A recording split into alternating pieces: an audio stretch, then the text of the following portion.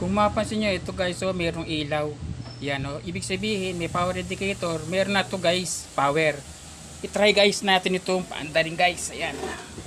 Yan ha. Paandarin natin ito guys ha. Ito guys, paandarin na natin ito ha. Makikita nyo guys kung umiikot na yan guys. Ayan guys, oh, yan oh. Yan oh, umiikot na siya guys. Ayan. Oh. Ito guys yung pinaka-ako niya. Oh. Kaya lang hindi nyo guys makikita kasi nga ito guys yung pinaka power switch niya ito oh. Pagka ito binaba ko guys yan, magpa-power guys yan oh. Ayan oh. Oh. Yan oh.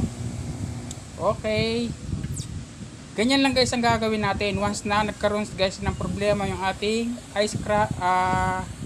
ice crusher. Tingnan lang natin guys itong linya. O yung may problema guys dito. Okay.